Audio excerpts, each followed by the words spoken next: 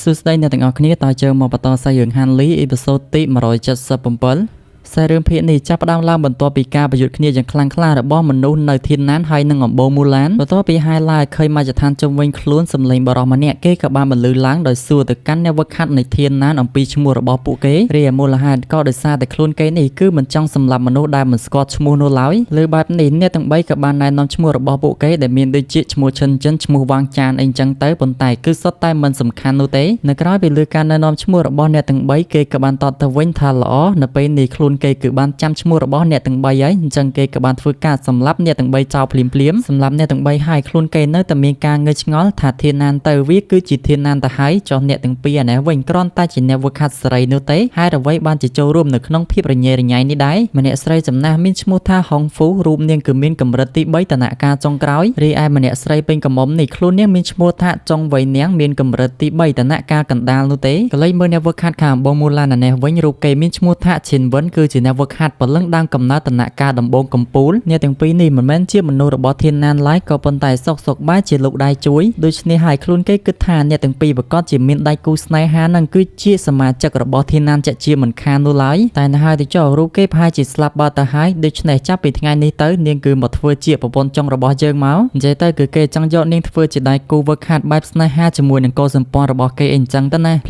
លាមសម្លេងមួយក៏បានបន្លឺឡើងថាអាចឆ្កែអំបូរមូឡានពួកឯងនេះគឺមានតែប៉ុណ្ណឹងទេមែនទេឬហើយរូបគេដូចជាមានការខឹងសម្បាអញ្ចឹងក៏បានដើរទៅកាន់នារីចំណាក៏ប៉ុន្តែអ្វីដែលតបស្នងគ្រាន់តែជាទឹកមាត់ស្ដោះកដាមុខតែប្រពន្ធណោះកន្លែងនេះមើលទៅរៀងអន់ចង់ដែរមនុស្សធានណានរស់នៅដោយភាពសុខស្រួលតែនាងយល់អ្វីខ្លះទៅអំពីអំបូរមូឡានរបស់ខ្ញុំនិយាយចប់គេក៏ចង់បញ្ជូនហុងហ្វូឲ្យជួបស្នេហារបស់នាងក៏ប៉ុន្តែសក់យើងឃើញថាធម្មពលរន្ទះមួយក៏បានហោះចេញមកនោះគឺជាអវត្តមានរបស់បុរសម្នាក់ឃើញភ្លាមឈិនវិនគេក៏បានបើកការវិភាគទៅកាន់ព្រឹទ្ធាចារ្យម្នាក់នឹងដែលឆែកធ្វើឲ្យគាត់ខ្ទាតមកខាងក្រោយឃើញទស្សនវិជ្ជាបែបនេះហើយហុងហ្វូក៏ពិតជាមានការបារម្ភខ្លាំងមែនទែនទៅកាន់សើប្អូនក៏លេចមើលខាងលៃវ៉ាន់ហឺនេះវិញខ្លួនគេគឺខិតខំឡើងចេញពីកំណោថ្មយ៉ាងដដាបដដួនេះគឺជាការវាយប្រហារតែមួយតែប្រពន្ធរបស់អ្នកវឹកហាត់កម្រិតទី4តនការដំបងកំពូលឈិនវិនបន្ទាប់ពីឃើញថាព្រឹទ្ធាចារ្យលៃវ៉ាន់ហឺគាត់ងើបមកវិញហើយអញ្ចឹងគេក៏បានសួរឈ្មោះរបស់គាត់រាជព្រឹទ្ធាចារ្យក៏បានណែនាំឈ្មោះទៅថាមកពីចឡុងហួងហ្វិនឈ្មោះថាលៃវ៉ាន់ហឺនៅក្នុងសមរភូមិនេះមនុស្សស្លាប់គឺសុទ្ធតែជាមនុស្សធានណានហើយគាត់ក៏ដឹងខ្លួនច្បាស់ដែរថាមិនអាចយកឈ្នះបាននោះឡើយតែបែបនេះក្តីខ្លួនគាត់គឺសោកចិត្តប្រយុទ្ធរហូតទៅដល់ស្លាប់ក៏មិនបោះបង់នោះដែរលើហើយឈិនវិនក៏ដូចជាមានការភ្ញាក់ផ្អើលឯនេះពិតជាក្លាហានមែនអញ្ចឹងគឺយើងចូលតាមសំណុំពររបស់ឯងទៅចុះព្រឹទ្ធាចារ្យលៃវ៉ាន់ហឺវិញដឹងថានេះគឺជ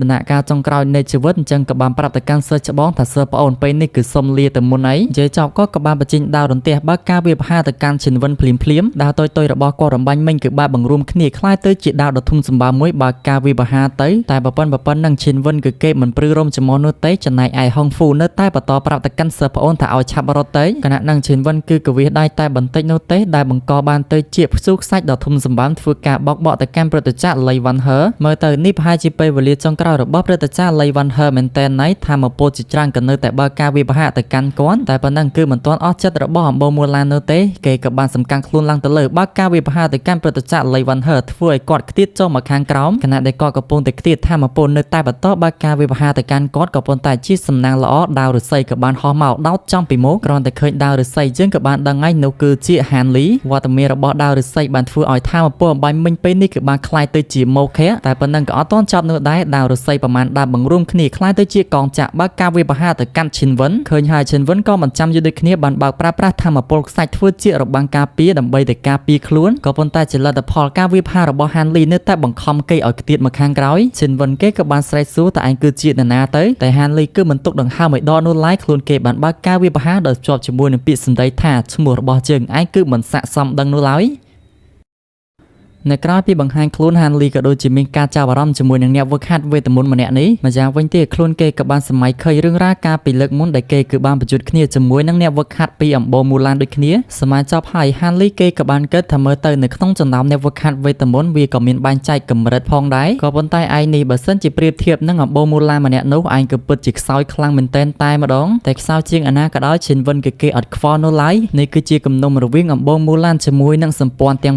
9តែហានលីនឹង គឺជាពីណាគេទៅហើយអ្វីក៏ចង់លោកដែរដូច្នេះសាប់លឺហានលីគេក៏បានតទៅវិញថាខ្លួនគឺមិនស្គាល់នគរទាំង9ទាំង10ស្អីនោះទេក៏ប៉ុន្តែមនុស្សទាំង3នេះគឺសុទ្ធតែជាមនុស្សដែលគេធ្លាប់បានស្គាល់អញ្ចឹងហើយគឺគេចង់នាំអ្នកទាំង3ធ្វើដំណើរចាក់ចេញទៅសង្ឃឹមថាសម្លាញ់គឺនឹងមិនរារាំងនោះទេតែបន្ទាប់ពីហានលីពិនិត្យមើលមជ្ឈដ្ឋានជុំវិញខ្លួនគេនៅតែបន្តនិយាយទៅកាន់ឈិនវិនមើលទៅសម្លាញ់ឯងនេះពិតជាមនុស្សដែលឃ្លានសម្លាប់ពិតមែនតំណងជាមិនយល់ព្រមទេមែនអត់ដូច្នេះហើយហានលីផ្ទាល់គឺមានតែប្រើកម្លាំងបណ្ដេញពួកគេចេញពីទីនេះផ្ទាល់តែប្រពន្ធនោះស្ដាប់លើពាក្យសម្ដីដ៏ចលើបើបែបនេះខ្លួនគេក៏ពិតជាអស់សំណើចខ្លាំងមែនទែនអស់រយៈកាលជាយូរណាស់មកហើយគឺមិនដែលមានមនុស្សណាហ៊ាននិយាយមកកាន់យើងអញ្ចឹងឡើយភ្លាមឈិនវិនគេក៏បានបញ្ចេញធម្មពលខ្សាច់របស់គេបើសិនជាចង់នាំមនុស្សទៅអញ្ចឹងពួកយើងគួរតែសាកទឹកដៃគ្នាបន្តិចសិនទៅធម្មពលដ៏អស្ចារ្យរបស់ឈិនវិនបានបង្កើតបានទៅជាការស្រូបដីចូលទៅខាងក្នុងហើយជាលទ្ធផលជាឃើញថានាគចំនួន2ក្បាលកបាប់បង្ហាញខ្លួនចេញមកនាគដីទាំងពីរនេះមើលទៅពិតជាអស្ចារ្យខ្លាំងណាស់បន្ទាប់ពីបង្ហាញខ្លួនហើយវាក៏បានមកក្បាលឈិនវិនដោយឡែកលបងហានរបស់យើងវិញគឺមិនមានការភ័យសំបីតន្តិចនៅឡើយរីឯនាគទាំងអស់ហ្នឹងវិញនៅតែបន្តស្រែកសម្ដៅទៅកាន់ហានលីនៅក្រោយពីបញ្ចេញវិជាដ៏អស្ចារ្យហើយគេក៏បានអួតទៅកាន់ហានលីថានេះគឺជាវិជាចង់វិញ្ញាណរបស់អំបូរយើងដូច្នេះគេក៏បានសួរទៅកាន់ហានលីល្មិចឥឡូវនេះតើឯងនៅតែក្អេងក្អាងទៀតដែរអត់និយាយចប់គេក៏បានបើកការវិភាគទៅកាន់ហានលីនាគទាំងគូក៏បានបោះពួរយ៉ាងលឿនសម្ដៅទៅកាន់ហានលីរបស់យើងដោយឡែកហានលីវិញគឺគ្មានការភ័យសំបីតន្តិចនោះឡើយដាវរន្ទះបានបង្ហាញខ្លួនចេញមកហុំជុំចិត្តរាងកាយរបស់ហានលីដោយឡែកនាគទាំងអស់នឹងនៅតែបន្តបើកការវិភាគទៅកាន់ហានលីក៏ប៉ុន្តែគឺមិនអាចធ្វើអ្វីទៅកាន់ហានលីបាននោះឡើយហានលីផ្ទាល់ក៏បានធ្វើដំណើរចាក់ចេញមកកន្លែងមួយផ្សេងទៀតក៏ប៉ុន្តែនាគទាំងអស់នឹងនៅតែបន្តបើកការវិភាគទៅកាន់ហានលីអញ្ចឹងសាច់រឿងសំបែប slow mo បន្តិចសិនហានលីគេក៏បានបញ្ចេញនៅអណ្ដាតភ្លើងវិញ្ញាណតកកចេញម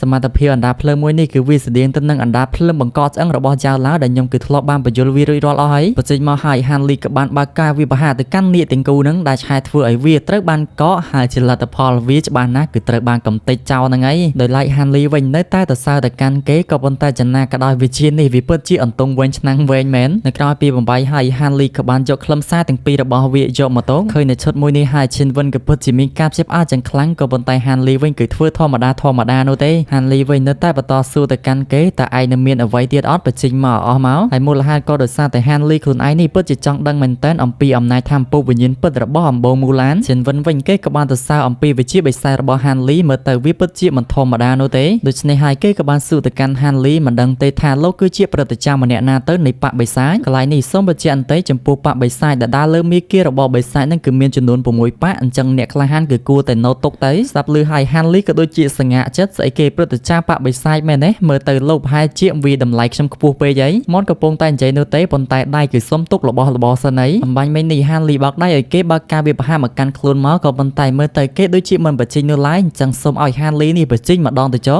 ម្រាមដៃមួយរបស់ហានលីបានចង្អុលសម្ដៅទៅកាន់មេឃារីឯឈិនវិនវិញក៏គេត្រៀមខ្លួនក្នុងការប្រយុទ្ធដូចគ្នាភ្លាមបើយើងសង្កេតមើលទៅនៅខាងក្រៅក្នុងរបស់ហានលីនៅគឺជាវត្តមានរបស់សត្វត្រយ៉ងជាច្រើនលៀងក្បាលបង្ហាញខ្លួនចេញមកដោយបែបនេះអំបូរមូឡានក៏ពិតជាមានការផ្ចិបផ្អើលខ្លាំងមែនទែនស្អីគេនេះគឺជាសត្វល្អិតលិបតបាក់មាសខណៈពេលនេះអារម្មណ៍របស់ឈិនវិនក៏ពិតជាមានការភ័យខ្លាចខ្លាំងមែនទែនហើយអ្វីបានជាពួកឯងមកធានណានដែរអញ្ចឹងកន្លែងនេះគឺខ្ញុំសូមសង្កត់ឲ្យធ្ងន់បន្តិចក៏ដូចជាដាក់សំណួរឲ្យទៅកាន់អ្នកទាំងអស់គ្នាមានការងើយឆ្ងល់ផងដែរឈិនវិនគឺគេមិនស្គាល់វត្តមានរបស់ហានលីនៅឡើយមិនដឹងនោះទេតែហានលីគឺជាសមាជិកមកពីបកណានោះទេតែក្រោយពីហានលីបញ្ចេញនៅសត្វល្អិតលេបមាសខ្លួនគេក៏បាននិយាយថាមិនបានជាពួកឯងមកទីកន្លែងនេះដែរដូច្នេះហើយអ្នកទាំងអស់គ្នាមានឆ្ងល់ដែរអត់តើសត្វល្អិតលេបមាសនេះឬមួយក៏ជាសត្វត្រយ៉ងនឹងវាមានប្រភពមកពីខាងណាឲ្យពិតប្រាកដទៅនៅក្រៅពីគិតហានលីគេក៏បានបើកការវិភាគទៅកាន់អំបូរមូឡាម្នាក់ហ្នឹងហើយជាលទ្ធផលគឺគេមានតែដាក់មីប្រូចតែប្រពន្ធនោះបើសិនជាមិនរត់នោះទេគឺមានតែងំហ្នឹងឯងរីឯកូនចៅគេប្រមាណអ្នកនេះវិញដែលឃើញថាមេរត់ហើយចាំការទៀតគឺមានតែរត់ទាំងអស់គ្នាហ្នឹងឯងអើយសង្រៃមែនតែនត្រូវតែប្រញាប់ត្រឡប់ទៅវិញប្រាប់កោសម្ព័ន្ធទាំងអស់សត្វល្អិតលេបមាសនៅតែបន្តដេញទៅកាន់ពួកគេហើយលបឿនរបស់វាវិញទៀតសោតពិតជាលឿនខ្លាំងណាស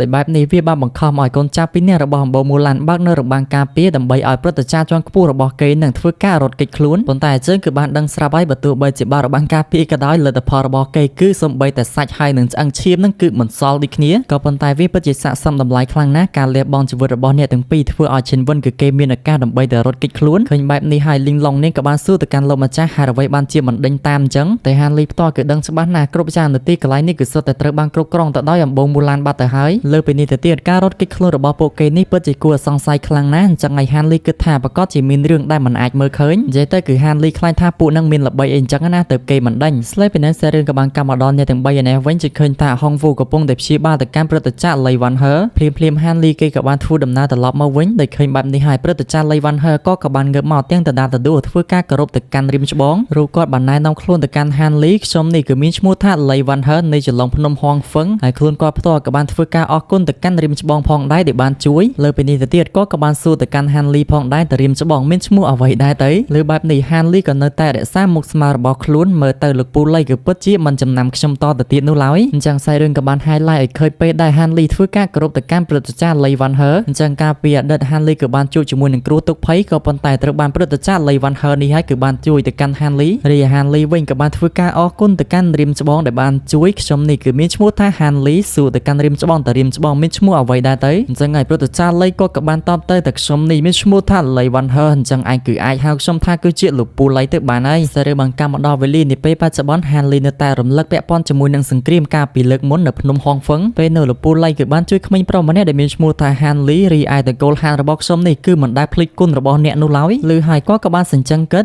តកូល Han មែនទេងាកមើលទៅកាន់អ្នកទាំងពីរហើយអ្នកទាំងពីរមើលទៅដូចជាស្គាល់ Han Lee ហើយឬមួយក៏លោកនេះគឺជា Han Lee មែនទេដោយឡែកចុងវិញនាងក៏ដោយសារតែនាងបានស្គាល់អញ្ចឹងក៏បានប្រាប់ទៅកាន់ព្រឹទ្ធាចារ្យមិនខុសនោះទេនេះគឺជា Han Lee ហ្នឹងហើយឬហើយព្រឹទ្ធាចារ្យ Lei បានជាកេះខ្លាំងមែនតែនក្រែងគាត់មិនជា Han Lee សិស្សកម្រិតទី2ដែលត្រូវបានពពាក់បរោះលីងហ៊ូបោះបង់ចោលទេមែនទេវ័យនាងនៅតែបន្តខ្លួននាងនេះសម្លឹងមើលមិនតិចនោះទេគឺអាចចំណាំ Han Lee បានបាត់ហើយនឹងព្រមទាំងបានសួរទៅកាន់ Han Lee តើសិស្សប្អូននេះគឺជាសិស្សប្អូន Han មែនទេដោយសម្លឹងមើលឃើញអាកប្បកិរិយាមិនសមរម្យព្រឹទ្ធាចារ្យហុងហ្វូក៏បានប្រាប់ទៅកាន់វ័យនាងថាមិនគួរធ្វើអាកប្បកិរិយាបែបនេះដាក់រៀមច្បងនោះឡើយតែច្បាស់ណាស់រៀមច្បង Han គឺមិនបានប្រកាន់ទោសពៃអ្វីឡើយនឹងព្រមទាំងបានដើរសម្ដៅទៅកាន់អ្នកទាំងពីរសួរអំពីសុខទុក្ខក៏ដោយសារតែពួកគេនេះគឺបានបែកគ្នាយូរណាស់មកហើយអ្នកគ្រូមីងក៏បាននិយាយទៅកាន់ Han Lee ថា Han Lee ពួកយើងគឺបានបែកគ្នាយូរណាស់មកហើយក៏ប៉ុន្តែពេលនេះឯងនៅតែមានសុវត្ថិភាពវាពិតជារឿងមួយដ៏ល្អខ្លាំងណាស់លោកគ្រូលៃក៏បាននិយាយទៅកាន់ Han Lee ថាពិតជាបែកគ្នាពី3ថ្ងៃធ្វើឲ្យមនុស្សភ្លឺភ្នែកមែនអញ្ចឹងក៏បានធ្វើការគោរពទៅកាន់រៀមច្បង Han និងអរគុណទៅកាន់រៀមច្បង Han ចំពោះការជួយជីវិតដ៏ធំធេងមួយនេះដោយឡែក Han Lee របស់ជើនៅតែបន្តប្រាប់ទៅកាន់គាត់អញ្ចឹងថាលោកពូលៃមិនបាច់គួរសមនោះឡើយប៉ុន្តែលោកពូលៃគាត់នៅតែបន្តប្រាប់ទៅកាន់ Han Lee អញ្ចឹងថាលោកបើជាហៅខ្ញុំថាលោកគ្រូបែបនេះតកូលៃរបស់ខ្ញុំពិតជាមិនអាចទទួលយកបាននោះទេបន្ទាប់ពីគិតហើយ Han Lee ក៏បានប្រាប់ទៅកាន់គាត់ថាមិនអីនោះទេអញ្ចឹងពួកយើងគឺហៅគ្នាថាជាសម្លាញ់តាវទៅចុះតែឲ្យហៅសម្លាញ់តាវអញ្ចឹងក៏ដោយព្រឹទ្ធាចារ្យគាត់នៅតែមិនហ៊ាននោះទេដោយឡែក Han Lee នៅតែបន្តប្រាប់ទៅកាន់អ្នកទាំងអស់គ្នានៅទីកន្លែងនេះពិតជាមិនមានសុវត្ថិភាពតទៅទៀតនោះឡើយអញ្ចឹង Han Lee ក៏បានប្របួនអ្នកទាំង3ធ្វើដំណើរចាក់ចេញទៅជាមួយខ្លួនហើយភ្លាមគេក៏បានបញ្ចេញនៅរទេះខ្យល់ចេញមកដោយឃើញរទេះខ្យល់បែបនេះព្រឹទ្ធាចារ្យ Lei Van Her គឺកាន់តែភ្ជាប់អើមកតង់ទៀតហើយតែ Han Lee ក៏បានប្រាប់ទៅថារទេះខ្យល់នេះគឺត្រូវបានទុកចោលទៅដោយអ្នកវឹកហាត់វេទមន្តរបស់អំបូរមូឡានម្នាក់ដូច្នេះហើយសូមឲ្យអ្នកគ្រប់គ្នាឡើងទៅលើទូកនេះទៅហើយពួកយើងសឹមជ័យគ្នានៅលើទូកនេះទៀតដល់ល្បឿនរបស់រទេះខ្យល់វាពិតជាលឿនខ្លាំងណាស់ដែលឆាតធ្វើឲ្យវ័យនាងនេះមានការផ្សិបផ្អាលយ៉ាងខ្លាំងល្បឿនរទេះមួយនេះវាលឿនដូចជារន្ទះមើលទៅប្រហែលជាគ្រូជាន់ខ្ពស់ម្នាក់នោះប្រកាសជាឈឺចិត្តមិនស្ទើរនោះទេនិយាយចប់នាងគឺចង់ហៅទៅកាន់ Han Lee ប៉ុន្តែគិតមើលទៅវាពិតជាមិនស័ក្តិសមនោះទេបានត្រឹមតែ Han តែប៉ុណ្ណោះដោយឡែក Han Lee វិញដូចឃើញថានាងដូចជាតងាវកែវពិបាកហៅខ្លាំងពេកក៏បានប្រាប់ទៅកាន់សិស្សច្បងទៅថាធ្លាប់ហៅមិនគឺហៅអញ្ចឹងទៅឲ្យតែស្រួលហៅនិយាយទៅគឺមិនបាច់ហៅថារៀមច្បងធ្វើការគោរពអាចកោស្អីនោះទេនៅពេលនេះ Han Lee គឺចាប់ផ្ដើមរៀបរាប់អំពីប្រវត្តិទូកមួយនេះហើយពេលនោះខ្លួនគេគឺបានប្រយុទ្ធគ្នាជាមួយនឹងអ្នកវឹកហាត់វេទមន្តរបស់អំបូរមូឡាម្នាក់និងព្រមទាំងបានកំទេចរាងកាយហើយនឹងវិញ្ញាណរបស់គេផងដែរតែចំណាក៏ដោយព្រលឹងដើមកណ្ដាលរបស់គេនៅតែអាចរត់គេចបានដូច្នេះហើយពេលនេះមើលទៅរូបគេកំពុងតែស្វែងរករាងកាយដ៏ស័ក្តិសមមួយជាក់ជាមិនខាននោះឡើយនិយាយចប់ Han Lee ក៏បានអញ្ជើញឲ្យចង់វៃនាងអង្គុយក៏ដោយសារតែខ្លួននាងនឹងគឺមិនហ៊ានអង្គុយនោះទេអញ្ចឹងរួចហើយ Han Lee ក៏បានសួរទៅកាន់អ្នកទាំងពីរហើយអ្វីបានជាអ្នកទាំងពីរនេះបង្ហាញខ្លួននៅកន្លែងដ៏គ្រោះថ្នាក់នៃនគរហ្វឹងយាននេះទៅវិញលើនៅសំណួរអ្នកគ្រូមីងក៏បានតបវិញបើនិយាយទៅវាគឺពិតជាវែងឆ្ងាយខ្លាំងណាស់នៅឆ្នាំនោះមីគីបិសាចចូលឈ្លានពានជាមួយនឹងអំណាចបកទៀង7វាប្រកាសជាត្រូវបានបរាជ័យទាំងស្រុងភ្នំសាវញៀនហើយនឹងបន្ទាយធានជាគឺបានរត់ចោលសត្រូវបក5ផ្សេងទៀតបានរងរបួសហើយនឹងមានស្លាប់ផងដែរជាលទ្ធផលក៏បានធ្វើដំណើរទៅកាន់ភាគខាងត្បូងច្រកកោនជាមួយនឹងសម្ព័ន្ធទាំង9តែបើទោះបីជាខ្លួនគាត់នេះបានចាក់ចេញពីចន្លងហងហ្វឹងយូរណាស់ហើយក្តីក៏ដោយជាមួយនឹងអត្តសញ្ញាណអ្នកវឹកហាត់សេរីគឺបានសម្លាប់អ្នកវឹកហាត់មីគីបិសាចមិនតិចអ្នកនោះទេមនុស្សភាគច្រើនពួកគេគឺសុទ្ធតែជាមនុស្សអាក្រក់ដូច្នេះហើយចុងបញ្ចប់នៃសង្គ្រាមគ្មានជំរឿអ្វីក្រៅពីធ្វើដំណើរទៅកាន់នគរផ្សេងទៀតនោះឡើយហើយជាលទ្ធផលដូចតែយើងបានឃើញការពីអំបញ្ញមិញអញ្ចឹងអ្នកទាំងពីរក៏បានធ្វើដំណើរមកដល់នគរហ្វឹងយានអ្នកគ្រូមីងគាត់នៅតែបន្តក្រោយមកទៀតខ្លួនគាត់គឺមានសំណាងបានជួបជាមួយនឹងមិត្តចាស់ម្នាក់មកពីបកព្រះច័ន្ទនេះក៏អាចថាជាសំណាងដ៏ល្អមួយផងដែរដែលអាចធ្វើឲ្យគាត់នេះអាចរកកន្លែងស្នាក់នៅបាននៅក្នុងនគរហ្វឹងយានមួយនេះ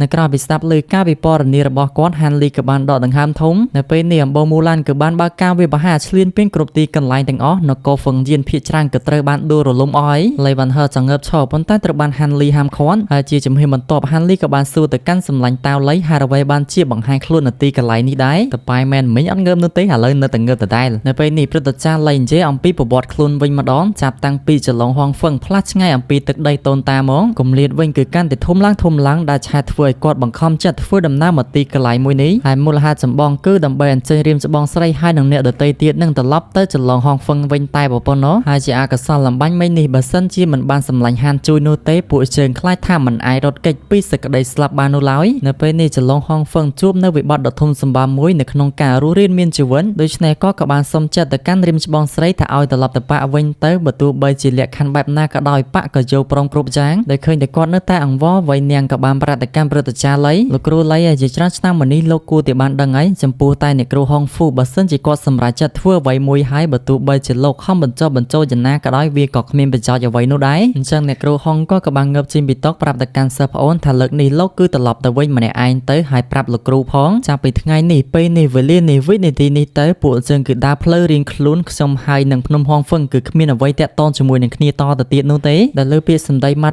់ច្បាស់បែបនេះហើយព្រឹទ្ធចារ្យលៃក៏បានថយចុះដោយមិនបាននិយាយអ្វីតទៅទៀតនោះដែរក៏ប៉ុន្តែដែលផ្ដោតលើទឹកមុខរបស់គាត់នៅក្នុងចិត្តប្រកបជាមានលាក់បាំងរឿងអ្វីមួយផ្សេងទៀតអញ្ចឹងក៏បានហៀបសួរទៅកាន់ហានលីប៉ុន្តែត្រូវបានហាមលីហាមឃាត់ហើយច្បាស់ណាស់រឿងច្បោកក្នុងចិត្តរបស់គាត់គឺចង់និយាយទៅកាន់ហានលីសួរទៅកាន់ហានលីថាពួកយើងគឺអាចត្រឡប់ទៅប៉ាក់វិញដែរឬមួយក៏អត់ជាមួយនឹងកម្លាំងបច្ចុប្បន្នរបស់ហានលីនេះបើសិនជាត្រឡប់ទៅប៉ាក់វិញជាមួយនឹងគាត់បុព្វបុរសលីងហ៊ូប្រកបណាស់ប្រកបជាអាចបកគលប៉ាក់ទាំងមូលឲ្យទៅកាន់ហានលីក៏ថាបានដែរឬហើយហានលីក៏បានសួរបកទៅវិញត្រឡប់ទៅចលងភ្នំហងហ្វឹងមែនទេក៏ប៉ុន្តែវាពិតជាគួរសោកស្ដាយនៅពេលនេះតកូលហារបស់ខ្ញុំបានក្លាយទៅជាព្រឹទ្ធចារ្យកម្ពុជានៃបពពកធ្លាក់បាត់ទៅហើយដូច្នេះយោងតាមឋានៈហើយនឹងទូនាទីរបស់ហានលីនេះពេលបច្ចុប្បន្នពិតណាស់គឺគ្មានចំណាប់អារម្មណ៍ចំពោះរឿងនេះនោះទេលើពាក្យសម្ដីខ្លីៗអញ្ចឹងគាត់ក៏ដូចជាបបាត់សិតខ្លាំងណាស់ដែរហើយក៏បានសួរទៅកាន់ហានលីបន្ថែមទៀតអញ្ចឹងតើរៀមច្បងអាចត្រឡប់ទៅវិញមើលបន្តិចបានដែរឬមួយក៏អត់ហានលីផ្ទាល់បន្តទៅវិញហើយនៅក្នុងចលងភ្នំហងហ្វឹងមានគ្រូ3នាក់តែប៉ុណ្ណោះដែលមានតំណែងស៊ីជម្រៅជាមួយនឹងខ្ញុំទី1គឺជាលោកពូវូជាមនុស្សដែលបានណែនាំខ្ញុំឲ្យចូលក្នុងប៉ាទី2វិញគឺជាលោកពូម៉ាជាគ្រូនៃសួនថ្នាំ100ហើយទី3នោះគឺជាលោកគ្រូលីហួរជានប៉ុន្តែពេលនេះពួកគាត់ក៏លែងនៅរួចហើយសូម្បីតែច្រកទ្វារនៃចលងភ្នំហងហ្វឹងក៏បានផ្លាស់ប្ដូរអស់ហើយដែរតែបានន័យថាពេលនេះហានលីគឺមិនចង់ត្រឡប់ទៅវិញនោះឡើយក៏ដោយសារតែគ្មានអ្វីពាក់ព័ន្ធជាមួយនឹងគេតទៅទៀតនោះទេ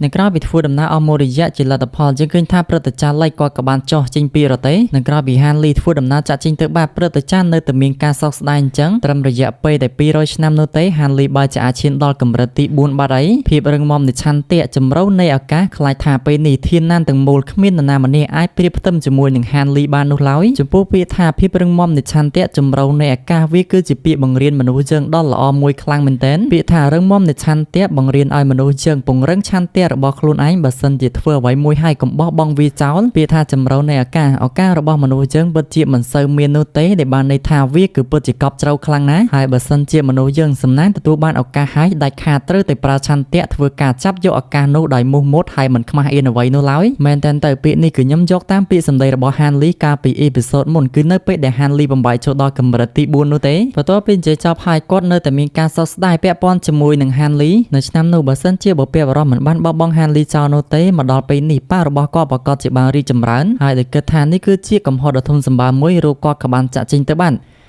ស្លេបឯនឹងសេរឿងក៏បានកាប់មកដល់លើរទេះឯនេះវិញវ័យនាងកំពុងតែអង្គុយនឹងក៏មានការអាណិតទៅកាន់លោកគ្រូលៃខ្លះផងដែរតាមពិតទៅលោកគ្រូលៃក៏មានបញ្ហាផ្ទាល់ខ្លួនរបស់គាត់ផងដែរបញ្ហាទាំងក្រៅហើយនឹងក្នុងចលងតំណងជាគាត់គឺជាអ្នករ៉ាប់រងទាំងអស់ម្យ៉ាងទៀតសូម្បីតែការវឹកហាត់ក៏ជាផលវិបាកសម្រាប់គាត់ដែរហើយបើសិនជាស្ថានភាពនៅតែបែបនេះពាក្យថាអមតៈនោះគ្មានអ្វីក្រៅពីទរណកម្មខាងរាងកាយដ៏យូរអង្វែងនោះទេលើពាក្យសម្ដីរបស់វ័យនាងហើយធ្វើឲ្យអ្នកគ្រូកាន់តែមានការអាណិតអាសូរប៉ុន្តែដូចយើងដឹងចរិតគាត់អញ្ចឹងបើសិនជាគាត់សម្រេចចិត្តធ្វើអ្វីមួយហើយគឺគាត់មិនត្រឡប់នោះទេបើទោះបីជាគាត់មានការអាណិតអាសូរក៏ដោយភ្លាមហានលីក៏បានសួរទៅកាន់អ្នកគ្រូមីងតានេះមែនទេគឺជាតំបន់របស់អ្នកទាំងពីរបានលើកឡើងអញ្ចឹងប្រកាសណាស់វាគឺជាទីកន្លែងនេះហើយអ្នកគ្រូមីងក៏បានធ្វើការអរគុណទៅកាន់ហានលីផងដែរសម្រាប់ការជូនដំណើរហើយបើសិនជាហានលីមិនប្រកាន់ទោសអ្វីនោះទេមុននឹងចាក់ចេញគួរតែមកផឹកតែជាមួយនឹងគ្នាសិនទៅម្យ៉ាងវិញទៀតពេលនេះគឺជាពេលដ៏ល្អមួយសម្រាប់ហានលីធ្វើការលាមិត្តចាស់ម្នាក់ទៀតដែលលើតែមិត្តចាស់អញ្ចឹងហានលីក៏ដូចជាមានការចាប់អារម្មណ៍មិត្តចាស់មែនទេ